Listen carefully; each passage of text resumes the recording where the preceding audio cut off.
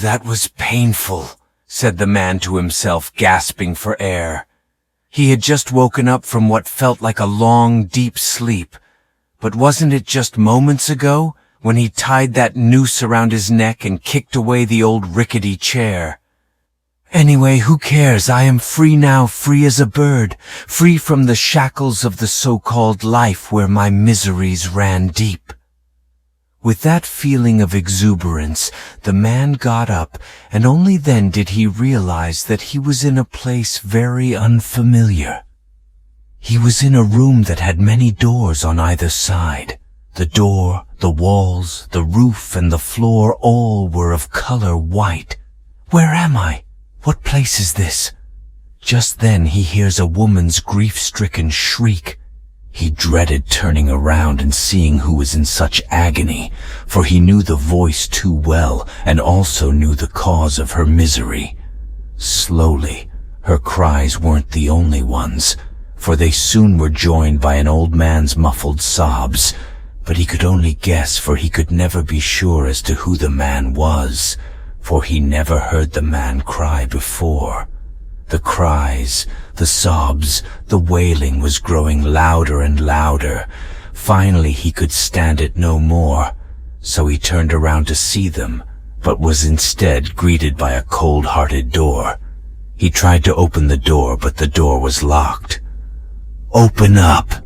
he shouted ferociously. "Let me see them, or I'll break you apart." "You can't," echoed a voice down the hall, "for you closed it forever yourself, when you tied that noose and kicked that chair." He turned around, alarmed, for he didn't realize that someone else was there, in that whitewashed lair. He could see a man's silhouette in the far shady corner of the room. He stood rooted there, unable to decide what to do. "Who are you? What place is this? Whom do those voices belong to whom I can hear but cannot see?" "Surely you recognize the voices, don't you?" "No, I do not," the man lied. "Then in that case, your guess is as good as mine." There was a brief pause as no one spoke. Frustrated, the man repeated, "Who are you and what place is this?" "It doesn't matter who I am. What matters is what you did." "Something that I did? What did I do?" "You took something that did not belong to you."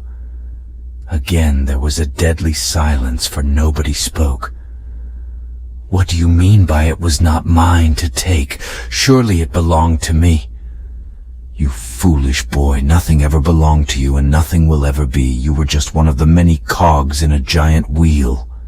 You had a purpose, you had a destiny, but you were arrogant, too proud to care, and you threw everything away when you tied that noose and kicked away the chair. You know nothing of what I went through. You know nothing of my plight. I was like a sore to eyes of my people. It's only fitting I went forever out of their sight. Twah! I was buried under their expectations, weary of the look in their eyes every time I failed. I was just tired, exhausted, and wanted this dreary day to end. Nobody listened to what I wanted. Nobody seemed to care. You say I had some obligation to fulfill. Well, I think I did a pretty decent job in tying the noose and kicking away the chair. Child, the night is the darkest before dawn.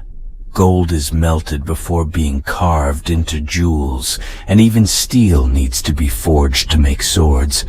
Life was testing you, and that's why you kept falling.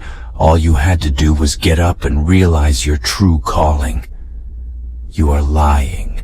You are lying. Broke down the man.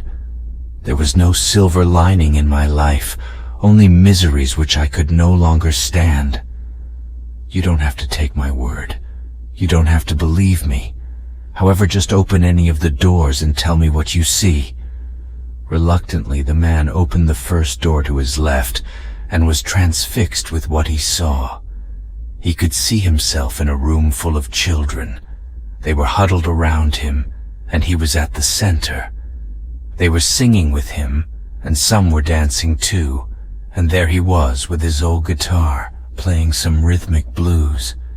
"You always loved singing, didn't you? And you always played that guitar well. You would have been an amazing teacher, only if you didn't tie that noose and kicked away the chair. True, you wouldn't have earned much, and it's true you wouldn't have led a lavish life. But the happiness and joy you could have brought to those children, wouldn't that have sufficed?" Tears poured down the man's eyes, for now he finally realized how wrong he had been. His legs felt weak, and he fell on his knees, and he cried to his heart's fill. The man finally spoke when he could cry no more. "Who are you, and what is this place?" "Me? They call me the devil, and this place is called hell.